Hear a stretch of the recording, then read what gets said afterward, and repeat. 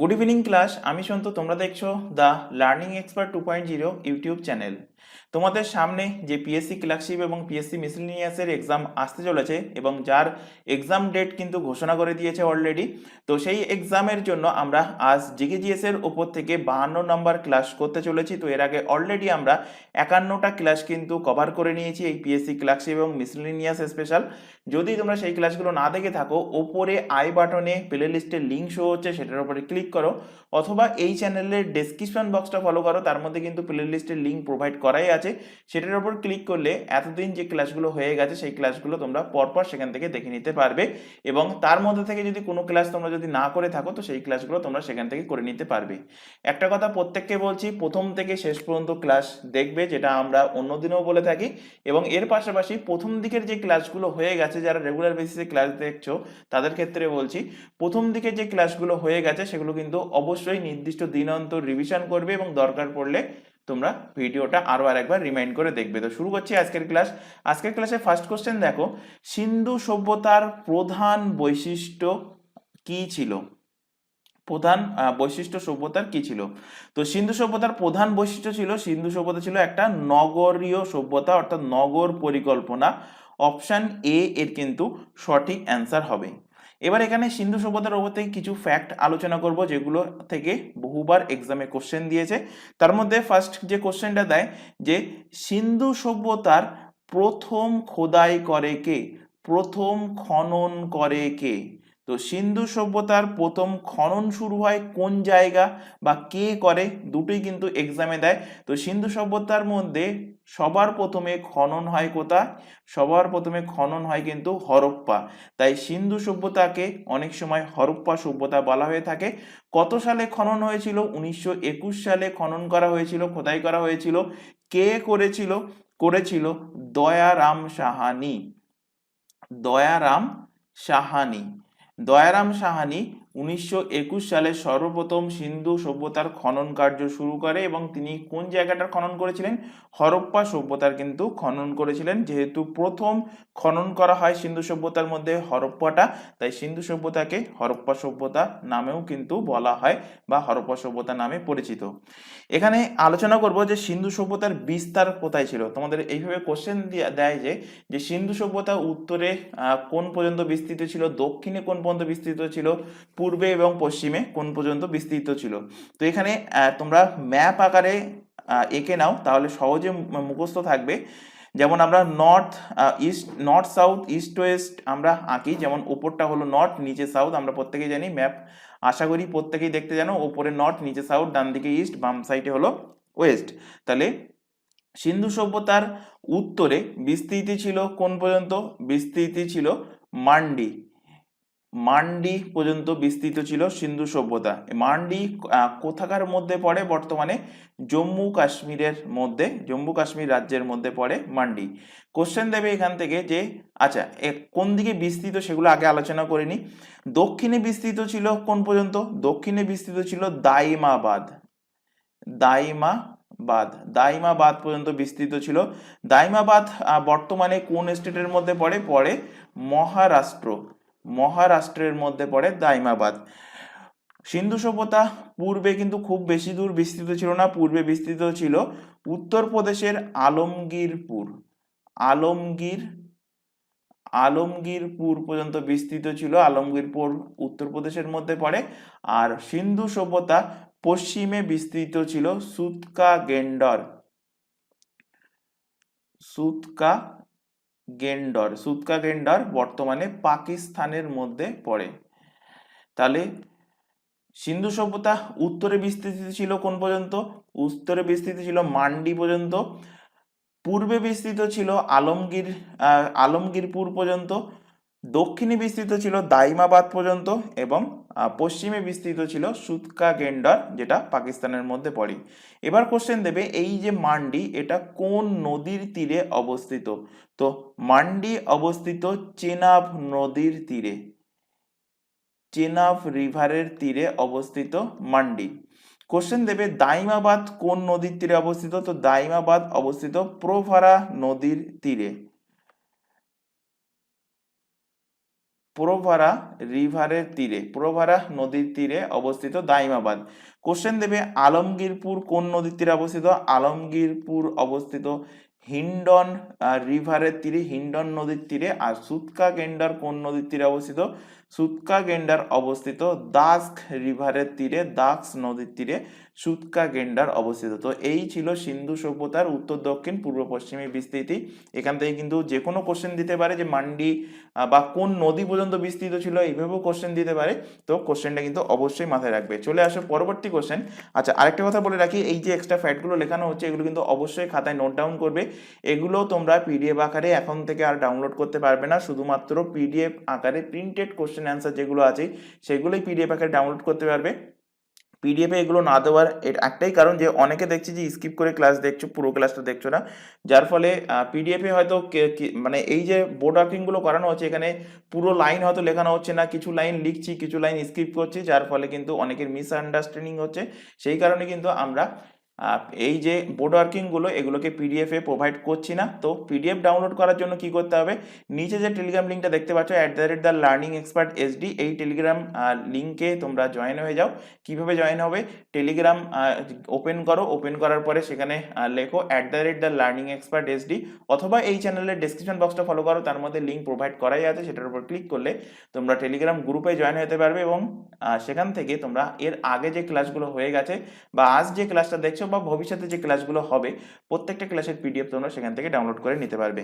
পরবর্তী কোশ্চেনে চলে আসো, একমাত্র ভারতীয় যিনি জাতিসংঘের সাধারণ পরিষদের সভাপতি ছিলেন।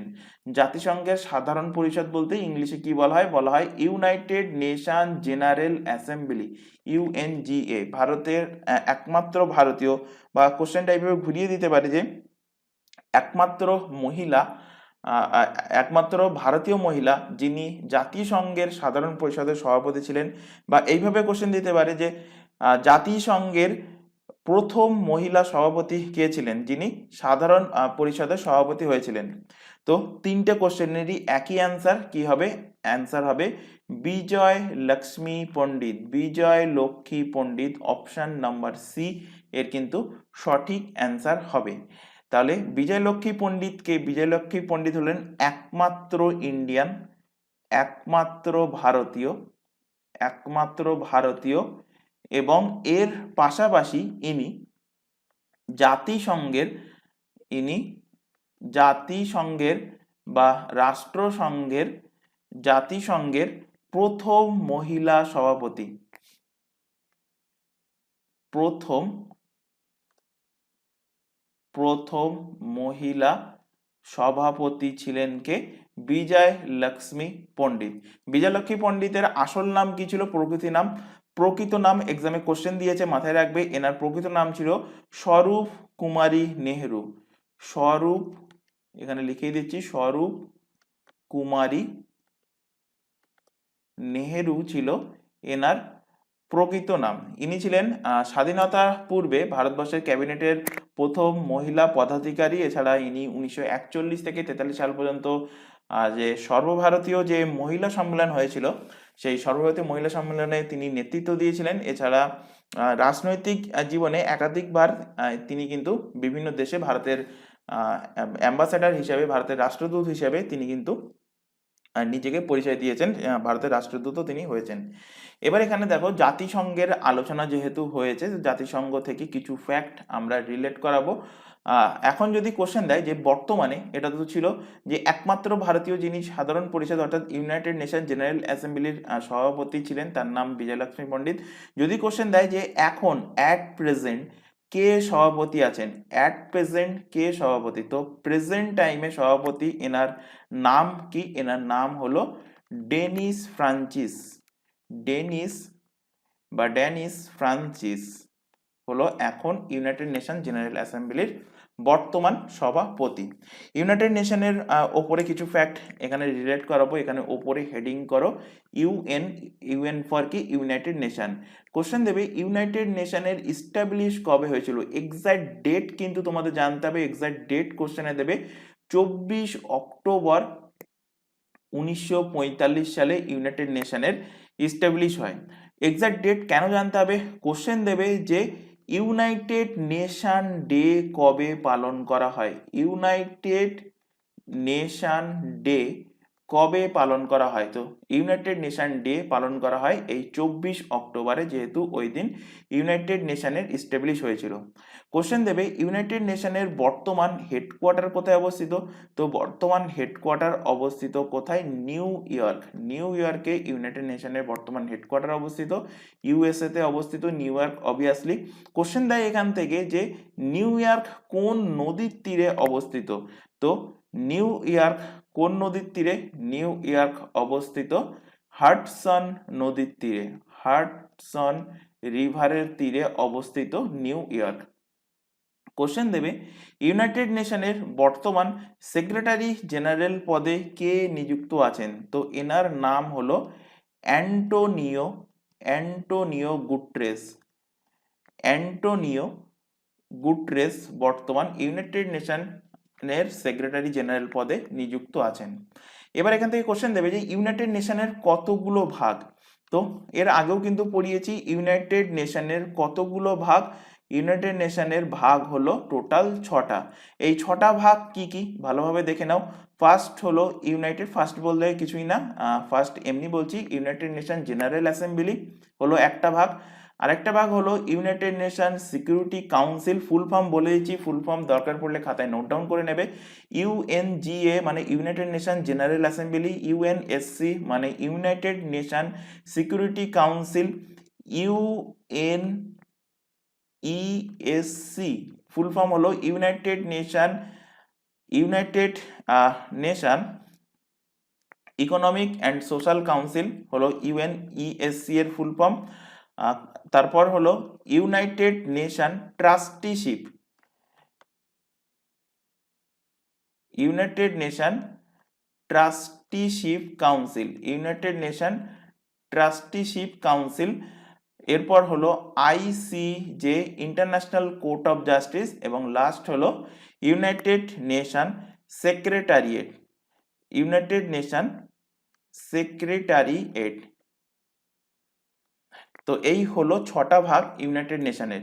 এর মধ্যে united nation general assembly, united nation security council, united nation economic and social council, united nation trusteeship council আর সেক্রেটারিয়েট, এই 5টার হেডকোয়ার্টার কিন্তু নিউ ইয়র্কে অবস্থিত। শুধুমাত্র ICJ international court of justice এর হেডকোয়ার্টারটা অন্য জায়গায় অবস্থিত। কোথায় অবস্থিত এর হেডকোয়ার্টার? এর হেডকোয়ার্টার অবস্থিত দ্য হেগ, দ্য হেগ অবস্থিত।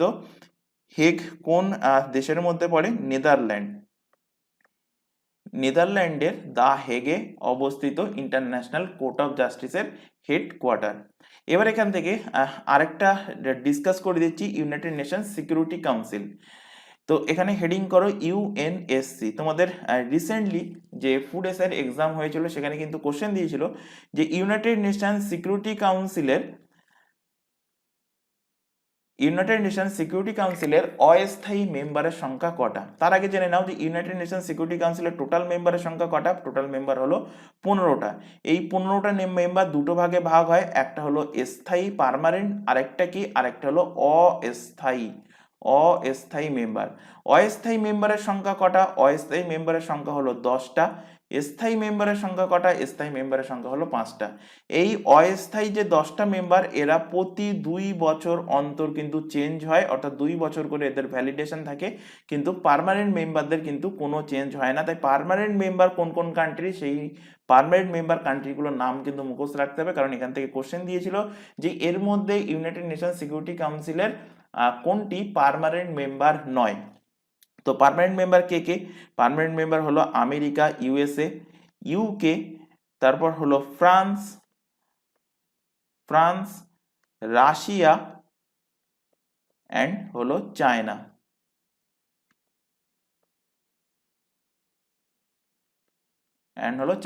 এই 5টা যে দেশ, এই 5টা দেশ কিন্তু স্থায়ী মেম্বার ইউনাইটেড নেশন সিকিউরিটি কাউন্সিলের, এবং এই 5টা দেশের স্পেশাল একটা পাওয়ার থাকে, সেটা কি? সেটা হলো ভেটো পাওয়ার।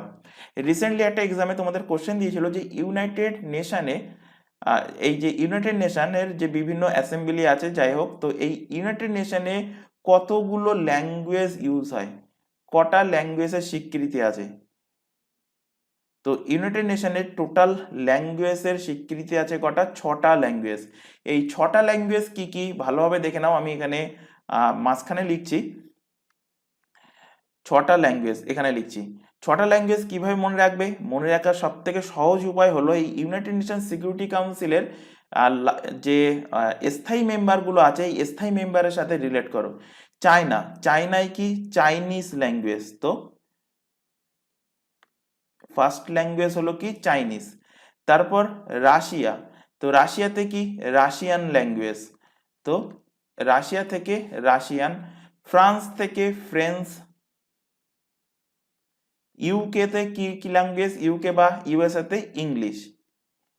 তাহলে 4টে ল্যাঙ্গুয়েজ এখান থেকে হয়ে গেল, 4টে ল্যাঙ্গুয়েজ এখান থেকে হয়ে গেল। বাকি যে দুটো ল্যাঙ্গুয়েজ তোমাদের মুখস্থ রাখতে হবে সে দুটো কি কি? একটা হলো অ্যারাবিক আর একটা হলো স্প্যানিশ। এই 6টা ল্যাঙ্গুয়েজ হলো ইউনাইটেড নেশনের স্বীকৃতি ল্যাঙ্গুয়েজ। তো এই ল্যাঙ্গুয়েজের নামগুলো মনে রাখবে। রিসেন্টলি একটা এক্সামে কিন্তু কোশ্চেন দিয়েছিল যে ইউনাইটেড নেশনে কটা ল্যাঙ্গুয়েজ ব্যবহার হয়, তো মাথায় রাখবে 6টা ল্যাঙ্গুয়েজ কিন্তু ব্যবহার হয়। চলে আসো পরের কোশ্চেনে। প্রথম কোন ইংরেজ আকবরের দরবারে এসেছিলেন? তো আকবরের দরবারে এসেছিলেন প্রথম কে? Ralph Fitch. অপশন ডি এর কিন্তু সঠিক অ্যান্সার হবে। র্যালফ ফিশ একজন ইংরেজ বণিক এবং ভ্রমণকারী ছিলেন। তিনি স্থলপথে 1585 সাল, না মনে রাখলেও হবে, 1585 সাল নাগাদ তিনি আকবরের দরবারে এসেছিলেন। এখান থেকে যে দুটো ইম্পর্টেন্ট সেটা হলো, একটা হলো স্যার টমাস রো আর একটা হলো ক্যাপ্টেন হকিন্স। ক্যাপ্টেন হকিন্সের ব্যাপারে তোমরা যদি কন বানেগা করোড়পতি কেবিসি দেখে থাকো, তো কেবিসির একটা সিজনে কিন্তু যে ফাইনাল 1 কোটি টাকার কোশ্চেন ছিল, মানে লাস্ট কোশ্চেন যেটা ছিল, সেই কোশ্চেনের কিন্তু কোশ্চেনটা দেওয়া হয়েছিল এই ক্যাপ্টেন হকিন্সের ওপর থেকে। কোশ্চেনটা সম্ভবত এরকম ছিল যে ইংল্যান্ড ফার্স্ট অ্যাম্বাসাডার, ইংল্যান্ডের প্রথম অ্যাম্বাসাডার যিনি জাহাজে করে ভারতে এসেছিলেন, এরকম ধরনের কিছু একটা কোশ্চেন ছিল যার অ্যান্সার ছিল যে ক্যাপ্টেন হকিন্স। তো ক্যাপ্টেন হকিন্স এখানে হেডিং করো, ক্যাপ্টেন ক্যাপ্টেন হকিন্স। তো ক্যাপ্টেন হকিন্স কে ছিলেন? England's first ambassador, England's first ambassador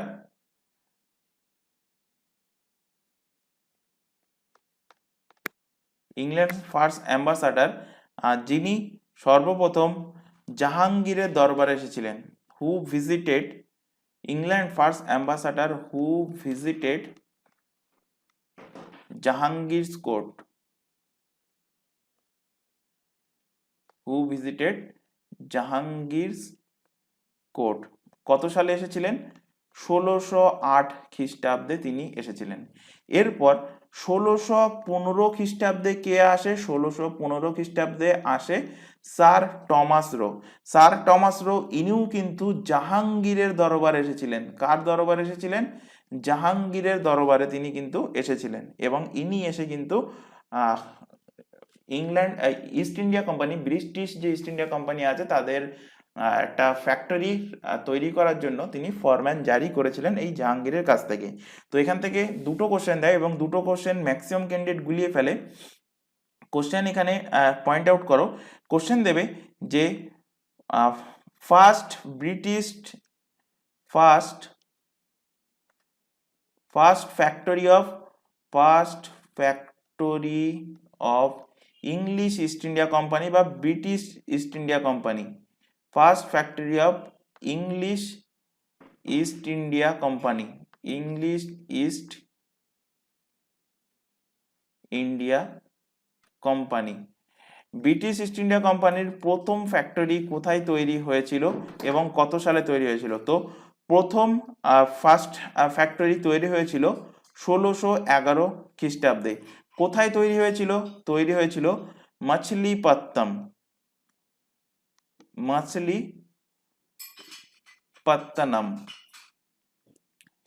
মাছলিপত্তনমে তৈরি হয়েছিল। মাছিলিপত্তনম কোন স্টেটের মধ্যে পড়ে? অন্ধ্রপ্রদেশের মধ্যে পড়ে। তো অন্ধ্রপ্রদেশের মাছিলিপত্তনমে প্রথম ইংলিশ ইস্ট ইন্ডিয়া কোম্পানি তৈরি হয়েছিল এবং এটা ছিল কি, এটা ছিল টেম্পোরারি, অস্থায়ী ছিল, টেম্পোরারি। আর সেকেন্ড কোশ্চেন আরেকটা দেবে যেটাতে ম্যাক্সিমাম ক্যান্ডিডেট গুলিয়ে ফেলবে, সেটা হলো কি, সেটা দেবে এখান থেকে যে first factory of first permanent factory of, আচ্ছা এখান থেকে ভালোভাবে লিখে নাও, ফার্স্ট পার্মানেন্ট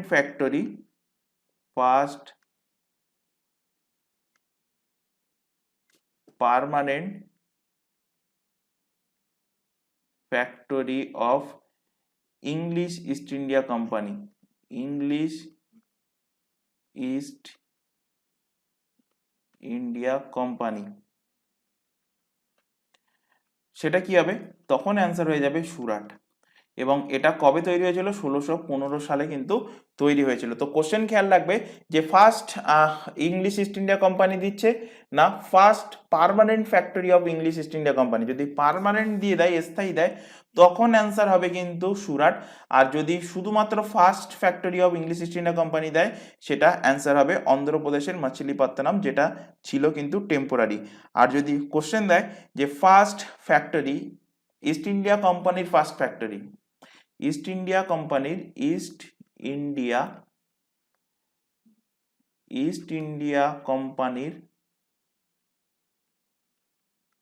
ফার্স্ট ফ্যাক্টরি, তখন অ্যান্সার হয়ে যাবে কি, তখন অ্যান্সার হয়ে যাবে সেটা সুরাট। কবে? 1600 সাল নাগাদ কিন্তু তৈরি করা হয়েছিল। তাহলে তিনটে কোশ্চেন কিন্তু আলাদা আলাদা। এখানে উপরে যে কোশ্চেনটা লিখেছি ইস্ট ইন্ডিয়া কোম্পানির ফার্স্ট ফ্যাক্টরি, এখানে কিন্তু মেনশন করা হচ্ছে না যে এটা ইংলিশ ইস্ট ইন্ডিয়া কোম্পানি, এটা শুধুমাত্র ইস্ট ইন্ডিয়া কোম্পানি বলেছি। তো অ্যান্সার হবে কি সুরাট, 1600 খ্রিস্টাব্দে তৈরি হয়েছিল। যদি কোশ্চেন দেয় যে ইংলিশ ইস্ট ইন্ডিয়া কোম্পানির ফার্স্ট ফ্যাক্টরি, তখন অ্যান্সার হয়ে যাবে মাছিলিপত্তনম। আর ইংলিশ ইস্ট ইন্ডিয়া কোম্পানির ফার্স্ট পার্মানেন্ট ফ্যাক্টরি, তখন অ্যান্সার হয়ে যাবে সুরাট, 1615 সালে সেটা তৈরি করা হয়েছিল। চলে আসো পরবর্তী কোশ্চেন। সর্বভারতীয় ট্রেড ইউনিয়ন কংগ্রেসের সভাপতি কে ছিলেন? সর্বভারতীয় ট্রেড ইউনিয়ন কংগ্রেস বলতে AITUC, AITUCর ফুল ফর্ম হলো all India trade union Congress. Full form লিখে দিচ্ছি, অল ইন্ডিয়া সর্বভারতীয় ট্রেড ইউনিয়ন কংগ্রেস। তো অল ইন্ডিয়া ট্রেড ইউনিয়ন কংগ্রেসের সর্বপ্রথম সভাপতি ছিলেন কে? লালা লাজপত রায় সর্বপ্রথম সভাপতি ছিলেন। অপশন সি এর কিন্তু সঠিক অ্যান্সার হবে। আর যদি কোশ্চেন দেয় যে এখন কে প্রেসিডেন্ট, বর্তমান অ্যাট প্রেজেন্ট, তো এখন প্রেসিডেন্ট কে? এখন এই অল ইন্ডিয়া ট্রেড ইউনিয়ন কংগ্রেসের প্রেসিডেন্ট হলেন রামেন্দ্র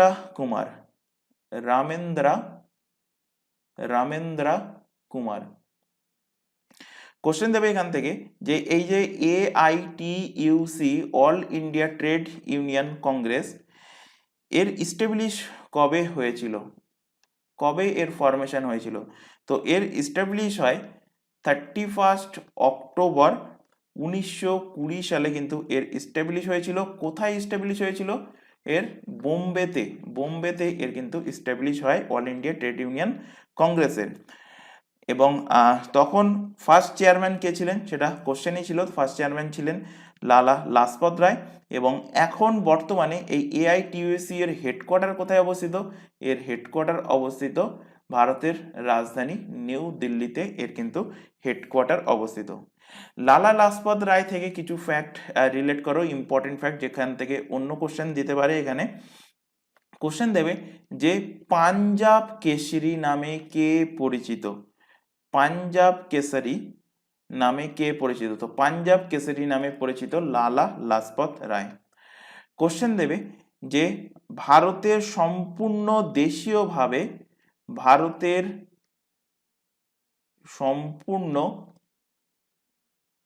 দেশীয়ভাবে তৈরি ব্যাংকের নাম কি?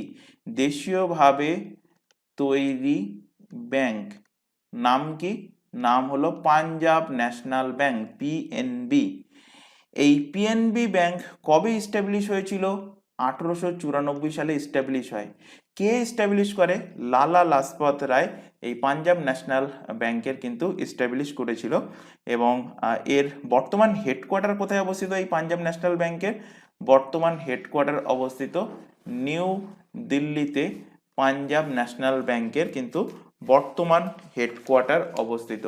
চলে আসো পরবর্তী কোশ্চেন। আচ্ছা, এখানে তোমাদের একটা ছোট ইনফরমেশন প্রোভাইড করা আছে। তোমরা এখন যে ক্লাসটা দেখছো সেটা হলো পুলিশ স্পেশাল জিকেজিএস এর ক্লাস, যার মধ্যে তোমাদের jail police, WBP constable, WBP SI, KP constable, এই প্রত্যেকটা এক্সামের জন্য জিকেজিএস কিন্তু কভার করানো হবে। এর পাশাপাশি আদার্স যে এক্সামের নামগুলো দেখতে পাচ্ছ, প্রত্যেকটা এক্সামের জন্য আমাদের দুটো ইউটিউব চ্যানেল মিলিয়ে, ইউটিউব চ্যানেলের নাম দুটো এক্ষুনি বলে দিচ্ছি, তো দুটো ইউটিউব চ্যানেল মিলিয়ে সম্পূর্ণ ফ্রিতে কিন্তু প্রত্যেকটা subject syllabus wise live class provide করা হচ্ছে। লাইভ ক্লাস অ্যাটেন্ড না করতে পারলে ক্লাস থেকে যাচ্ছে রেকর্ডেড ফরম্যাটে, সুতরাং পরবর্তীতে রেকর্ডেড হিসেবেও কিন্তু ক্লাসগুলো তোমরা দেখে নিতে পারবে। আর এই প্রতিটা এক্সামের জন্য আমাদের কিন্তু আলাদা আলাদা হোয়াটসঅ্যাপ ব্যাচ ওপেন করা আছে। হোয়াটসঅ্যাপ ব্যাচে যুক্ত হওয়ার একটাই বেনিফিট, কখন কোন ক্লাস হবে তার রুটিনগুলো প্রোভাইড করা হয়, এর পাশাপাশি ক্লাসের লিঙ্কগুলো প্রোভাইড করা হয়। এছাড়া এক্সাম ওরিয়েন্টেড যাবতীয় গুরুত্বপূর্ণ ইনফরমেশন, যেমন কোনো অ্যাডমিট কার্ড প্রকাশিত হলে বা কোনো নোটিফিকেশান প্রকাশিত হলে সব কিছুই কিন্তু হোয়াটসঅ্যাপ গ্রুপে সবার আগে কিন্তু জানানো হয়। তো হোয়াটসঅ্যাপ গ্রুপে যুক্ত হতে চাইলে নিচে যে হোয়াটসঅ্যাপ নাম্বারটা তোমাদের সামনে ডিসপ্লে হচ্ছে, এই নাম্বারে হোয়াটসঅ্যাপে মেসেজ করে শুধুমাত্র ইনফর্ম করবে, কেউ এই নাম্বারে কল করবে না, ভিডিও কল করবে না। তো তোমরা ইনফর্ম করলে তোমাদের রিকোয়ারমেন্ট অনুযায়ী কিন্তু নির্দিষ্ট ব্যাচে তোমাদেরকে অ্যাড করিয়ে নেওয়া হবে এবং সেখান থেকে তোমাদের প্রপার গাইডেন্স প্রোভাইড করা হবে। এছাড়া এখানে আরও একটা ইনফরমেশন দেবো, তোমরা এখন যে চ্যানেলে ক্লাসটা দেখছো তার নাম দ্য লার্নিং এক্সপার্ট 2.0। এই চ্যানেলেই তোমরা প্রত্যেকটা এক্সামের জন্য জিকেজিএস এর ক্লাস পেয়ে যাবে এখান থেকে তোমরা ইংলিশের ক্লাস পেয়ে যাবে, কারেন্ট অ্যাফেয়ার্স এর ক্লাস পেয়ে যাবে তোমরা এখান থেকে, রিজনিং এর ক্লাস সম্পূর্ণ ফ্রিতেই পেয়ে যাবে এই চ্যানেল থেকে। এবং ম্যাথের ক্লাসের জন্য আমাদের কিন্তু আরেকটা নতুন চ্যানেল ওপেন করা হয়েছে। চ্যানেলের নামটা ভালোভাবে দেখে নাও, চ্যানেলের নাম হলো ম্যাথস বাই সন্তু স্যার। তো যেহেতু চ্যানেলটা নতুন, চ্যানেলের লিঙ্ক আমরা এই ক্লাসের ডেসক্রিপশন বক্সে দিয়ে রেখেছি, সেটার উপর ক্লিক করলে তোমরা সরাসরি এই নতুন চ্যানেলে চলে যেতে পারবে। এবং যেহেতু চ্যানেলটা নতুন, তো চ্যানেলটাকে অবশ্যই সাবস্ক্রাইব করে নেবে এবং বেল আইকনকে অল নোটিফিকেশনে সেট করে রাখবে। এবং এই চ্যানেলকেও যদি তোমরা সাবস্ক্রাইব না করে থাকো, এটাকেও সাবস্ক্রাইব করে নেবে। এবং রেগুলার বেসিসে চ্যানেল দুটোতে কিন্তু ক্লাস চলছে, তো রেগুলার বেসিসে চ্যানেল দুটো থেকে ক্লাসগুলো কিন্তু ফলো করতে থাকবে। চলে আসো পরবর্তী কোশ্চেন। নিম্নলিখিত ব্যক্তিদের মধ্যে কে সুভাষচন্দ্র বসুকে দেশ নায়ক বলে অভিহিত করেছেন? তো সুভাষচন্দ্রকে দেশ নায়ক কে বলেছেন কবিগুরু রবীন্দ্রনাথ ঠাকুর। এবার এখান থেকে দেখো, এখানে যে ব্যক্তিগুলোর নাম এখানে তোমরা দেখতে পাচ্ছ, মহাত্মা গান্ধী, চিত্তরঞ্জন দাস, সর্দার বল্লভভাই প্যাটেল বা সুভাষচন্দ্র বসু, প্রত্যেকের ওপর থেকে কিছু ফ্যাক্ট রিলেট করাবো যেগুলো এক্সামের জন্য মোস্ট ইম্পর্টেন্ট এবং এক্সামে এখান থেকে কিন্তু কোশ্চেন দিয়েছে। তো ফার্স্টে হেডিং করো SC বোস, সুভাষচন্দ্র বোস। সুভাষচন্দ্র বোস থেকে ফার্স্ট যে কোশ্চেনটা তোমাদের এক্সামে বহুবার দিয়েছে, তোমরা প্রিভিয়াস ইয়ারের কোশ্চেন ঘেটে দেখলে দেখতে হবে বহুবার কোশ্চেন দিয়েছে যে first president of INC, Indian national congress, Subhas Chandra Basu কত সালে ইন্ডিয়ান ন্যাশনাল কংগ্রেসের প্রথম প্রেসিডেন্ট হয়েছিলেন? তো তিনি হয়েছিলেন 1938 সালে। কোন অধিবেশনে তিনি হয়েছিলেন? হরিপুরা অধিবেশনে সুভাষচন্দ্র বসু ইন্ডিয়ান ন্যাশনাল কংগ্রেসের প্রথম প্রেসিডেন্ট হন। সুভাষচন্দ্র বসু কিন্তু মোট দুবার প্রেসিডেন্ট হয়েছিলেন, অর্থাৎ সেকেন্ড টাইম বা লাস্ট টাইম তিনি ইন্ডিয়ান ন্যাশনাল কংগ্রেসের প্রেসিডেন্ট হয়েছিলেন কত সালে? এর জাস্ট পরের বছর 1939 সালে। এবং সেই অধিবেশনটা কোথায় হয়েছিল? অধিবেশনটা হয়েছিল ত্রিপুরীতে। ত্রিপুরী হলো মধ্যপ্রদেশের একটা কিন্তু ছোট জায়গা, এটা অনেকে গুলিয়ে ফেলে যে বর্তমান ত্রিপুরা রাজ্যের সাথে গুলিয়ে ফেলে। তো যাই হোক, কোশ্চেন দেবে সুভাষচন্দ্র বসু লাস্ট যে সভাপতি হয়েছিলেন কোন অধিবেশন থেকে? তো অ্যান্সার হবে ত্রিপুরী। কত সালে? 1939 সালে। এরপরে এখান থেকে 3 নম্বর কোশ্চেন যেটা দেবে সুভাষচন্দ্র বসু থেকে, কোশ্চেন দেবে যে ফরওয়ার্ড ব্লকের প্রতিষ্ঠাতা কে?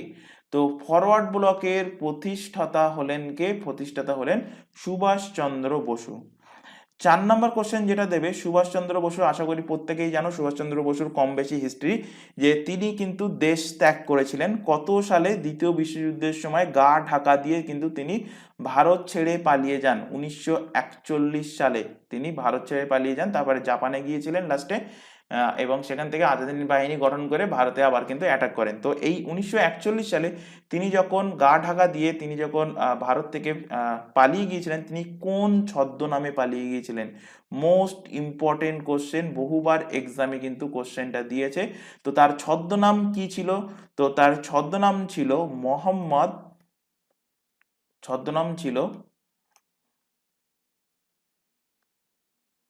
মোহাম্মদ জিয়াউদ্দিন খান।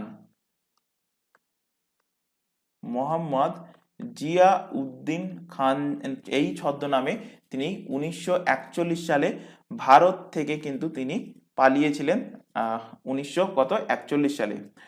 এই যে এক্ষুনি এনার নাম বলছিলাম কি, নেতাজি সুভাষচন্দ্র বসু। তো এর যে নেতাজি, এই নেতাজি উপাধিটা কে দিয়েছেন? নেতাজি উপাধি কার দ্বারা প্রদত্ত? তো এক্ষুনি যেমন বললাম যে সুভাষচন্দ্র বসুকে দেশনায়ক কে বলেছেন? রবীন্দ্রনাথ ঠাকুর। তেমনি সুভাষচন্দ্র বসুর যে নেতাজি উপাধি, এই নেতাজি উপাধি দেন আজাদ হিন্দ ফৌজের যে সমস্ত সৈন্যরা ছিল, এই আজাদ হিন্দ ফৌজের সৈন্যরা এনাকে নেতাজি উপাধি দিয়েছিলেন। লাস্ট কোশ্চেন, নেতাজি সুভাষচন্দ্র বসু থেকে রিলেট করো আপাতত লাস্ট কোশ্চেন, যে এনার লেখা বইয়ের নাম কি? তো এনার লেখা বইয়ের নাম হলো দ্য ইন্ডিয়ান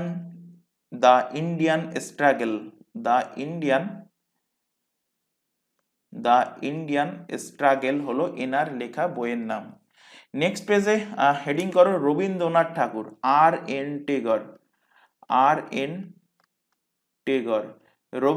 ঠাকুর, রবীন্দ্রনাথ ঠাকুর থেকে ইম্পর্টেন্ট কি? এনার লেখা প্রথম কবিতা কোন পত্রিকায় প্রকাশিত হয়? তো এনার প্রথম কবিতা প্রকাশিত হয় কোন পত্রিকায়? অমৃত বাজার পত্রিকায়। কোশ্চেনটা কিন্তু মোস্ট ইম্পর্টেন্ট, অমৃত বাজার পত্রিকায় এনার লেখা প্রথম কবিতা কিন্তু প্রকাশিত হয়। সেকেন্ড কোশ্চেন রিলেট করো, ইনি 1901 সালে, কত সালে বললাম? 1901 সালে বোলপুরের যে শান্তি নিকেতন, বোলপুর শান্তি নিকেতন, আশা করি প্রত্যেকেই নাম শুনেছো, যারা ওয়েস্ট বেঙ্গলের বাসিন্দা আশা করি প্রত্যেকেই এর নাম হয়তো তোমরা জানো। বোলপুর শান্তি নিকেতন প্রতিষ্ঠা করেছিলেন, বোলপুর শান্তি নিকেতন প্রতিষ্ঠা করেন কত সালে? 1901 সালে। কোন জেলার মধ্যে পড়ে বোলপুর শান্তি নিকেতন? বীরভূম জেলার মধ্যে পড়ে। তো বীরভূমে বোলপুর শান্তি নিকেতনে। এটা ইম্পর্টেন্ট এই কারণে আমি এখন বলছি যে কত সালটা কেন ইম্পর্টেন্ট, এতদিন ইম্পর্টেন্ট ছিল না। ইম্পর্টেন্ট এই কারণে রিসেন্টলি যে ইউনেস্কো ওয়ার্ল্ড হেরিটেজ সাইটের তকমা দিয়েছে, তার মধ্যে টোটাল এখন ইউনেস্কো ওয়ার্ল্ড হেরিটেজ সাইট কটা? টোটাল হলো 42টা। তার মধ্যে 2023-এ দুটো ইউনেস্কো ওয়ার্ল্ড হেরিটেজ সাইট হয়েছে, তার মধ্যে 41তম যে UNESCO world heritage site, 41st UNESCO world heritage site, সেটা কি? সেটা হলো এই বোলপুর শান্তি নিকেতন। ইউনেস্কো ওয়ার্ল্ড হেরিটেজ সাইটে তকমা পেয়েছে, 41তম ইউনেস্কো ওয়ার্ল্ড হেরিটেজ সাইটে তকমা পেয়েছে। কত সালে পেয়েছে? 2023 সালে। এরপর রবীন্দ্রনাথ ঠাকুর থেকে নেক্সট কোশ্চেন যেটা মোস্ট ইম্পর্টেন্ট রিলেট করো, সেটা হলো 1913 সালে ইনি নোবেল পুরস্কার পান, নোবেল পুরস্কার। এবং ইনি কিন্তু প্রথম ভারতীয় হিসেবে নোবেল পুরস্কার পেয়েছিলেন। কোন বিষয়ের উপরে তিনি নোবেল পুরস্কার? লিটারেচারের ওপর, অর্থাৎ সাহিত্যের ওপরে নোবেল পুরস্কার পেয়েছিলেন। কোন জিনিস লেখার ফলে? তো ইনি গীতাঞ্জলি কাব্যগ্রন্থ লিখেছিলেন। গীতাঞ্জলি কাব্যগ্রন্থের জন্য এনাকে 1913 সালে নোবেল পুরস্কার কিন্তু প্রোভাইড করা হয়। কোশ্চেন দেবে যে বিশ্বভারতী বিশ্ববিদ্যালয় কে প্রতিষ্ঠা করে? বিশ্বভারতী বিশ্ববিদ্যালয়। তো বিশ্বভারতী বিশ্ববিদ্যালয় প্রতিষ্ঠা করে রবীন্দ্রনাথ ঠাকুর। কোশ্চেন দেবে এখান থেকে যে আমাদের যে জাতীয় সঙ্গীত বা ন্যাশনাল অ্যানথেম জনগণ মন, জনগণ মন, এই গানটি কে লিখেছেন? তো গানটি লিখেছেন রবীন্দ্রনাথ ঠাকুর এবং এই গানটা সবার প্রথমে গাওয়া হয় 1911 সালে ইন্ডিয়ান ন্যাশনাল কংগ্রেসের কলকাতা অধিবেশনে, যার সভাপতিত্ব করেছিলেন বিশান নারায়ণ দার। আর এছাড়া এখান থেকে আরেকটা কোশ্চেন তোমাদের এক্সামে দিয়েছিল যে রবীন্দ্রনাথ ঠাকুর কটি দেশের জাতীয় সঙ্গীত লিখেছেন? তো তিনি দুটো দেশের জাতীয় সঙ্গীত, একটা হলো ইন্ডিয়া আমাদের ভারতের জাতীয় সঙ্গীত লিখেছেন এবং এর পাশাপাশি ইনি বাংলাদেশেরও কিন্তু জাতীয় সঙ্গীত লেখেন। বাংলাদেশের জাতীয় সঙ্গীত হলো আমার সোনার বাংলা, আমার সোনার বাংলা। তো কোশ্চেনটা দিয়েছিল তোমাদের যে রবীন্দ্রনাথ ঠাকুর কটি দেশের জাতীয় সঙ্গীত লিখেছেন, সেখানে দুটো, তিনটে, একটা এরকম অপশানে ছিল বা এরকম ছিল, কিংবা ছিল যে না দুটো তিনটে একটা না, সেখানে দেশের নাম বলা ছিল যে পাকিস্তান, ইন্ডিয়া, বাংলাদেশ ছিল, নেপাল, ইন্ডিয়া, বাংলাদেশ ছিল, শ্রীলঙ্কা, ইন্ডিয়া ছিল, ইন্ডিয়া, বাংলাদেশ। তো অ্যান্সার কি হবে? শুধুমাত্র ইন্ডিয়া এবং বাংলাদেশের কিন্তু তিনি জাতীয় সঙ্গীত লিখেছেন। লাস্ট কোশ্চেন রবীন্দ্রনাথ ঠাকুর থেকে, যেটা মোস্ট ইম্পর্টেন্ট, ইনি 1919 সালে জালিয়ানওয়ালাবাগের যে হত্যাকাণ্ড হয়েছিল, জালিয়ানওয়ালাবাগ, এই জালিয়ানওয়ালাবাগের হত্যাকাণ্ডের জন্য জালিয়ানওয়ালাবাগের হত্যাকাণ্ডের জন্য এনার যে ইংরেজদের দেওয়া যে উপাধিটা ছিল নাইটহুড উপাধি, এই নাইটহুড উপাধি তিনি ত্যাগ করেছিলেন কত সালে? 1919 সালে। কোন ঘটনার জন্য? জালিয়ানওয়ালাবাগ হত্যাকাণ্ডের জন্য। এরপরে হেডিং করো, অপশানে ছিল চিত্তরঞ্জন দাস, সি আর দাস থেকে যে কোশ্চেনটা বহুবার এক্সামে কোশ্চেন দিয়েছে সেটা হলো স্বরাজ পার্টি কে গঠন করেছিলেন? তো অপশানে একজনেরই নাম থাকবে, সেটা হলো কি সি আর দাসের যদি অপশান না থাকে তো আরেকজনের নাম থাকবে মতিলাল নেহেরু। কোশ্চেন দেবে যে স্বরাজ পার্টি বা স্বরাজ দল কত সালে ইস্টাবলিশ হয়েছিল? তো স্বরাজ দল ইস্টাবলিশ হয় কবে? 1 জানুয়ারি 1923 সালে স্বরাজ দল ইস্টাবলিশ হয়। এবং কে ইস্টাবলিশ করেন? চিত্তরঞ্জন দাস, এবং এর পাশাপাশি চিত্তরঞ্জন দাসের পাশাপাশি মতিলাল নেহেরু, জওহরলাল নেহেরুর বাবা, এরা দুজনে মিলে স্বরাজ দল প্রতিষ্ঠা করেন কত সালে? 1923 সালে। বহুবার এক্সামে কোশ্চেন দিয়েছে। পরে এখানে পরবর্তী পয়েন্ট করো, সর্দার বল্লভভাই প্যাটেল। সর্দার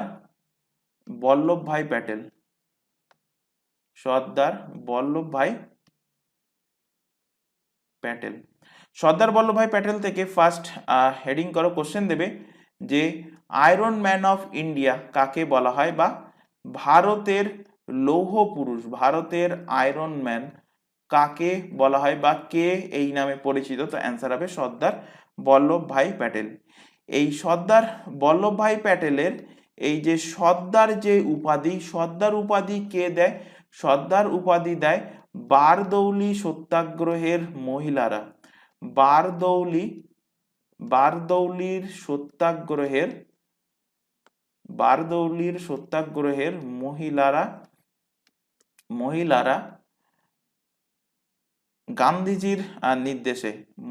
গান্ধীজির নির্দেশে কিন্তু এনাকে এই সর্দার উপাধি দিয়েছিলেন। কোশ্চেনটা মোস্ট ইম্পর্টেন্ট, মাথায় রাখবে। কোশ্চেন দেবে যে ভারতের প্রথম হোম মিনিস্টার, ভারতের প্রথম গৃহমন্ত্রী, ভারতের প্রথম হোম মিনিস্টার কে ছিলেন? তো অ্যান্সার হবে সর্দার বল্লভভাই প্যাটেল। রিসেন্টলি একটা এক্সামে কোশ্চেন দিয়েছিল যে দ্বিতীয়তম না তৃতীয়তম ডেপুটি প্রাইম মিনিস্টার কে ছিলেন? তো কোশ্চেন যদি দেয় যে ভারতের প্রথম deputy deputy PM deputy prime minister কে ছিলেন? তো অ্যান্সার হয়ে যাবে সর্দার বল্লভভাই প্যাটেল। এবং সর্দার বল্লভভাই প্যাটেল থেকে মোস্ট ইম্পর্টেন্ট যেটা কোশ্চেন সেটা হলো world tallest statue, world's tallest statue কার? সেটা সেটা হলো এই সর্দার বল্লভভাই প্যাটেলের। স্ট্যাচু যেহেতু ওয়ার্ল্ড টলেস্ট, তো হাইট কত মনে রাখতে হবে, 182 মিটার হলো এর হাইট। স্ট্যাচুর নাম কি সেটাও মনে রাখতে হবে, স্ট্যাচুর নাম হলো statue of unity, statue of unity. স্ট্যাচুটা কোথায় অবস্থিত? এটা অবস্থিত কেভাডিয়া। কোথায় অবস্থিত? কেভাডিয়া, গুজরাট। গুজরাটের কেভাডিয়াতে, গুজরাটের কেভাডিয়াতে অবস্থিত। কোন নদীর তীরে অবস্থিত? নর্মদা, নর্মদা রিভারের তীরে অবস্থিত। কোন ড্যামের পাশে অবস্থিত? সর্দার সরোবর ড্যাম, সর্দার সরোবর ড্যামের পাশে অবস্থিত ওয়ার্ল্ড টলেস্ট স্ট্যাচু, যার নাম হলো স্ট্যাচু অফ ইউনিটি। তো এখান থেকে এই যে এক্সট্রা পয়েন্টগুলো লেখানো হলো, প্রত্যেকটা পয়েন্ট থেকে কোনো না কোনো এক্সামে কোশ্চেন দিয়েছে, সেই কারণে কিন্তু লেখানো হলো। এগুলো কিন্তু অবশ্যই খাতায় নোট ডাউন করবে এবং রিভিশন করবে বাড়িতে অবভিয়াসলি। পরের কোশ্চেনে চলে আসুন, নিম্নলিখিত কোন নদীটা গোদাবরীর উপনদী নয়? তো এখানে এর মধ্যে মঞ্জিরা গোদাবরী উপনদী, পেনগঙ্গা উপনদী, ওয়ার্ধা উপনদী। উপনদী নয় হলো তাওয়া। তাওয়া তাহলে কোন নদীর উপনদী? তাওয়া হলো নর্মদার ট্রিবিউটারি, নর্মদা, নর্মদাস উপনদী, নর্মদাস ট্রিবিউটারি বা উপনদী। তাহলে এখান থেকে গোদাবরীর ওপর থেকে কিছু ফ্যাক্ট এখানে তোমরা রিলেট করে নাও। হেডিং করো গোদাবরী। আচ্ছা, এখানে উপনদীটা নিচে লিখছি, উপনদী। এখানে হেডিং করো গোদাবরী। তো গোদাবরী নদীর উৎপত্তি কোথা থেকে হয়েছে? এর উৎস কোথায়? অরিজিন কোথায়? তো এর উৎপত্তি হয়েছে ত্রিম্বাকেশ্বরের, মহারাষ্ট্রের। আচ্ছা, এখানে এক্সাক্ট জায়গা লিখে নাও, মহারাষ্ট্রের, মহারাষ্ট্র, মহারাষ্ট্রের নাসিকের, নাসিকের ত্রিম্বাকেশ্বরের ব্রহ্মগিরি পর্বত থেকে, ত্রিম্বাকেশ্বরের ব্রহ্মগিরি,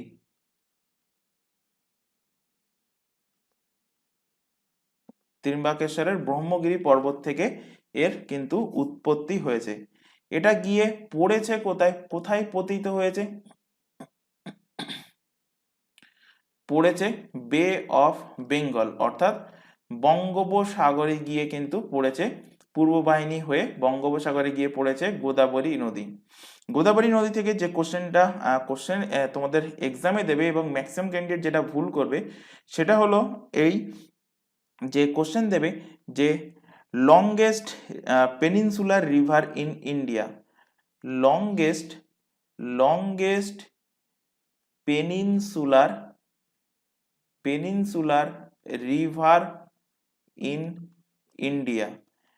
এবং ফার্স্ট অপশানে কি থাকবে? ফার্স্ট অপশানে থাকবে গঙ্গা। ম্যাক্সিমাম ক্যান্ডিডেট গঙ্গা মেরে চলে আসবে, অ্যান্সার হয়ে যাবে ভুল। এটার অর্থ কি? এটা হলো উপদ্বীপীয় ভারতের দীর্ঘতম নদী। কি? উপদ্বীপীয় ভারতের, উপদ্বীপীয়, উপদ্বীপীয় ভারতের দীর্ঘতম নদী। এটা তোমরা লিখে নেবে। তো অ্যান্সার কি হবে? অ্যান্সার হবে গোদাবরী। এর অর্থ হলো যে এই নদীটা সম্পূর্ণভাবে ভারত থেকে উৎপত্তি হয়ে এবং পুরো নদীর যে গতিপথ সেটা পুরোটাই ভারতের মধ্যে অবস্থিত। তো কোশ্চেন যদি দেয় যে longest peninsular river in India, অর্থাৎ সব থেকে দীর্ঘতম উপদ্বীপীয় নদী ভারতের, অ্যান্সার হয়ে যাবে গোদাবরী। আর যদি শুধুমাত্র কোশ্চেন দেয় যে ভারতের সব থেকে দীর্ঘতম নদী, তখন অ্যান্সার হবে গঙ্গা, যার লেন্থ 25 কিলোমিটার।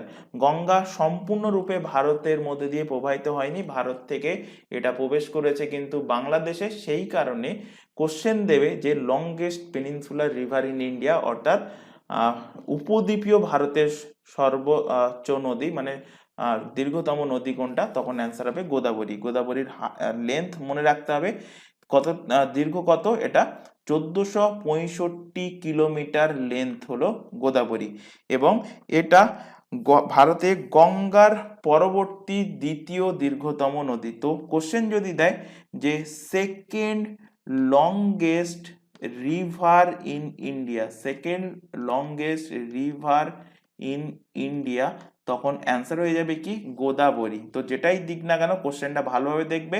আর যদি কোশ্চেন দেয় যে লংগেস্ট রিভার ইন ইন্ডিয়া, চোখ বন্ধ করে গঙ্গা মারলে, কিন্তু যদি পেনিনসুলার শব্দটা উল্লেখ করে দেয় তখন কিন্তু তোমাদের খেয়াল রাখতে হবে যে অ্যান্সার হবে কি গোদাবরী। গোদাবরী যেহেতু গঙ্গার পরে সব থেকে দীর্ঘতম নদী, তাই এই গোদাবরী নদীকে কি বলা হয়, বলা হয় দক্ষিণী গঙ্গা। কি বলা হয়, দক্ষিণী গঙ্গা। এবার অনেকের মধ্যে কনফিউশন ক্রিয়েট হবে, কারণ তারা কোনো না কোনো বইতে পড়েছে যে আরেকটা শব্দ দক্ষিণ ভারতের গঙ্গা, দক্ষিণ ভারতের গঙ্গা। তো দক্ষিণ ভারতের গঙ্গা কোন নদীকে বলা হয়, বলা হয় কাবেরী নদীকে। কাবেরীকে বলা হয় দক্ষিণ ভারতের গঙ্গা, কিন্তু দক্ষিণী গঙ্গা, দক্ষিণী গঙ্গা বলা হয় গোদাবরী নদীকে। কারণ কি, এটা গঙ্গার পরবর্তী দীর্ঘতম নদী, অর্থাৎ ভারতের দ্বিতীয় দীর্ঘতম নদী, সেই কারণে একে দক্ষিণী গঙ্গা কিন্তু বলা হয়ে থাকে। এবার এখান থেকে দেখো গোদাবরীর উপনদী কি কি আছে। গোদাবরীর ট্রিবিউটারিজ, উপনদী, তো মঞ্জিরা, এগুলো লিখছি না, মঞ্জিরা, পেনগঙ্গা, ওয়ার্ধা, এগুলো এখানে লিখে নেবে। এছাড়া প্রভারা, প্রভারা, প্রভারার এক্ষুনি তোমাদের একটা জায়গাতে পড়ালাম, প্রভারা নদী কোথায় পড়িয়েছি, সিন্ধু নদী, সিন্ধু সভ্যতার যে উত্তর দক্ষিণ পূর্ব পশ্চিমে বিস্তৃতি দেখাচ্ছিলাম সেখানেই পড়িয়েছি। দক্ষিণে বিস্তৃতি কোন পর্যন্ত, দক্ষিণে বিস্তৃতি দাইমাবাদ পর্যন্ত। দাইমাবাদ কোন নদীর তীরে অবস্থিত, প্রভারা নদীর তীরে অবস্থিত। প্রভারা, এছাড়া পূর্ণা, পূর্ণা, পেনগঙ্গা, ওয়ার্ধা, মঞ্জিরা, আরেকটা এখানে যুক্ত করো ইন্দ্রাবতী। এই কোশ্চেনটা বহুবার দিয়েছে। ইন্দ্রাবতী কার উপনদী, ইন্দ্রাবতী রিভার হলো, ইন্দ্রাবতী রিভার হলো গোদাবরীর উপনদী, গোদাবরীর ট্রিবিউটারিজ। চলে আসো পরবর্তী কোশ্চেন, পশ্চিমবঙ্গের পূর্ব পশ্চিমে বিস্তার কত কিলোমিটার, অর্থাৎ ইস্ট ওয়েস্টের লেন্থ কত কিলোমিটার। তো পশ্চিমবঙ্গের পূর্ব পশ্চিমের বিস্তৃতি হলো 320 কিলোমিটার। আর যদি কোশ্চেনটা দিত যে নর্থ সাউথ, উত্তর টু দক্ষিণ, নর্থ টু সাউথ, তখন অ্যান্সার হতো কি 613 কিলোমিটার। তো এখান থেকে হেডিং করো, পশ্চিমবঙ্গের কিছু ফ্যাক্ট এখানে ইনক্লুড করাবো, সেগুলো এখান থেকে পরপর হেডিং করো। ফার্স্টে এখানে লেখো যে পশ্চিমবঙ্গের north two south, north two south এর ডিস্টেন্স কত, এর ডিস্টেন্স হলো 600, আচ্ছা একটুখানি কারেকশন করে নেবে, 623 হবে, 613 না, 623 কিলোমিটার। কোশ্চেন ছিল যেটা east, east to, east to west, east to ওয়েস্টের লেন্থ কত, ইস্ট টু ওয়েস্টের লেন্থ হলো 320 কিলোমিটার। নেক্সট এখান থেকে রিলেট করো, পশ্চিমবঙ্গের এরিয়া কত, পশ্চিমবঙ্গের টোটাল এরিয়া কত। তো পশ্চিমবঙ্গের টোটাল এরিয়া হলো 88,752 কিলোমিটার স্কোয়ার। এক্স্যাক্ট ভ্যালু কিন্তু মনে রাখতে হবে। কোশ্চেন দেবে, ইজি কোশ্চেন এটা, কোশ্চেন দেবে যে ওয়েস্ট বেঙ্গলের ক্যাপিটাল কি, তো ওয়েস্ট বেঙ্গলের ক্যাপিটাল হলো কলকাতা। কোশ্চেন দেবে, এটাও ইজি কোশ্চেন, ওয়েস্ট বেঙ্গলের, ওয়েস্ট বেঙ্গলের বর্তমান গভর্নর পদে কে নিযুক্ত আছেন, তো বর্তমান গভর্নর পদে নিযুক্ত আছেন সিভি আনন্দ বোস, সিভি আনন্দ বোস। কোশ্চেন দেবে ওয়েস্ট বেঙ্গলের বর্তমান চিফ মিনিস্টার পদে কে নিযুক্ত আছেন, তো এটাও খুব ইজি কোশ্চেন, মমতা ব্যানার্জি, মমতা ব্যানার্জি। এবং এই ইজি কোশ্চেনটাই হার্ড করে দেবে এইভাবে, কিভাবে করবে, কোশ্চেন দেবে যে first, first woman chief minister of first woman chief minister of West Bengal, তখন অ্যান্সার কি হবে? তখনও অ্যান্সার হয়ে যাবে মমতা ব্যানার্জি, পশ্চিমবঙ্গের প্রথম মহিলা মুখ্যমন্ত্রী। তো এখান থেকে আরও দুটো কোশ্চেন রিলেট করো। একটা হলো first first CM of West Bengal, প্রথম chief minister of West Bengal, তার নাম কি? তার নাম হলো প্রফুল্ল চন্দ্র ঘোষ। প্রফুল্ল প্রফুল্ল চন্দ্র প্রফুল্ল চন্দ্র ঘোষ। আরেকটা কোশ্চেন তোমাদের এখান থেকে দেবে যে first first woman CM of India, first woman chief minister of India, ভারতের প্রথম মহিলা মুখ্যমন্ত্রী, তার নাম কি? তার নাম হলো সুচেতা কৃপালানি। সুচেতা কৃপালানি, সুচেতা কৃপালানি। এবং ইনি কোন স্টেটের হয়েছিলেন? তো ইনি হয়েছিলেন উত্তরপ্রদেশ, ইউপি। কত সালে হয়েছিলেন? যেহেতু প্রথম সালটাও মনে রাখবে, 1963 সালে তিনি কিন্তু চিফ মিনিস্টার হয়েছিলেন। কোথাকার? উত্তরপ্রদেশে। এছাড়া ওয়েস্ট বেঙ্গল থেকে নেক্সট পেজে এখানে হেডিং করো ওয়েস্ট বেঙ্গল। ওয়েস্ট বেঙ্গল থেকে আরো কিছু ফ্যাক্ট আছে যেগুলো রিলেট করাবো। রিসেন্টলি তোমাদের কিন্তু ভোট হয়ে গেল। কি ভোট হলো? রাজ্যসভা না লোকসভা? লোকসভা ভোট হয়ে গেল। তো এই যে লোকসভা ভোট হয়ে গেল, কোশ্চেন দিতেই পারে। তোমরা আশা করি প্রত্যেকেই জানো যে ওয়েস্ট বেঙ্গলের যারা পেপার দেখেছো ভোটের পরপরই বা যারা নিউজ দেখেছো তাদের তো আশা করি অ্যান্সারটা জানা উচিত যে পশ্চিমবঙ্গ থেকে লোকসভার সিট সংখ্যা কটা? লোকসভার সিট সংখ্যা হলো কিন্তু 42টা। আর যদি সেম কোশ্চেন দেয় যে পশ্চিমবঙ্গ থেকে রাজ্যসভার সিট সংখ্যা কটা? তো পশ্চিমবঙ্গ থেকে রাজ্যসভার সিট সংখ্যা হলো 16টা। এই যে পশ্চিমবঙ্গের উপরে ফ্যাক্টগুলো আলোচনা করাচ্ছি, এগুলো কিন্তু তোমাদের এক্সামের জন্য তো যেমন ইম্পর্টেন্ট, এর পাশাপাশি ইন্টারভিউ যখন হবে তখন কিন্তু মোস্ট ইম্পর্টেন্ট। কারণ নিজের স্টেট সম্বন্ধে জ্ঞান কিন্তু তোমাদের থাকতে হবে। সেখান থেকে কোনো কোশ্চেন যদি করে, আর বিশেষ করে যদি ওয়েস্ট বেঙ্গলের তোমরা কোনো সেন্ট্রালের এক্সামে দাও, সেখানে স্টেটের পুরো ব্যাপার তোমাদের জানতে হবে। আর যদি কোনো তোমরা স্টেট গভর্নমেন্টের কোনো এক্সামে যাও, তো নিজের যে ডিস্ট্রিক্ট, সেই ডিস্ট্রিক্টের উপরে পুরো তথ্য, পুরো হিস্ট্রি কিন্তু তোমাদের জানতে হবে। এবং সেখান থেকে যদি মিস্টেক করো, সেখানে কিন্তু তোমাদের নাম্বার কাটবে। এছাড়া আদার্স অন্যান্য যেমন কোশ্চেনগুলো আছে যেগুলো আউট অফ টপিক বা অন্য স্টেট থেকে করছে, সেখানে যদি বলো যে স্যার এই মুহূর্তে মনে পড়ছে না, পরে আমি এটা জেনে নেওয়ার চেষ্টা করব, তো তখন সেই ক্ষেত্রে মাফ করে। কিন্তু জেনুইন কোশ্চেন যেগুলো অ্যান্সার প্রত্যেকে জানা উচিত, মানে কম্পালসারি, সেগুলো ভুল করলে সেখানে নিয়ে কিন্তু তোমাদের নেগেটিভ মার্কিং করবে ইন্টারভিউর ক্ষেত্রে। এবার এখান থেকে দেখো ওয়েস্ট বেঙ্গলের হাইকোর্ট, ওয়েস্ট বেঙ্গলের হাইকোর্ট কোথায় অবস্থিত? ওয়েস্ট বেঙ্গলের হাইকোর্ট, তো ওয়েস্ট বেঙ্গলের হাইকোর্ট ক্যালকাটাতেই অবস্থিত। ক্যালকাটা হাইকোর্ট কলকাতাতেই অবস্থিত। কোশ্চেন দেবে ওয়েস্ট বেঙ্গলের সব থেকে উঁচু স্থান, মানে highest peak of West Bengal. তো হাইয়েস্ট পিক কোনটা? হাইয়েস্ট পিক হলো সান্দাকফু। সান্দাকফু। হাইট কত? অবশ্যই মনে রাখতে হবে, যেহেতু ওয়েস্ট বেঙ্গলের সব থেকে উচ্চতম, 36 মিটার। এইভাবে মনে রাখবে, 36 মিটার। 3636 যদি মুখস্থ করতে যাও, জিন্দেগিতে মনে থাকবে না। ডাইরেক্ট এইভাবে মনে রাখবে 36 মিটার, দেখবে বহুদিন মনে থাকবে, ভুলবে না। আর নেক্সট এখান থেকে রিলেট করো পশ্চিমবঙ্গের লিটারেসি রেট, শিক্ষাকতা হার, literacy rate of West Bengal.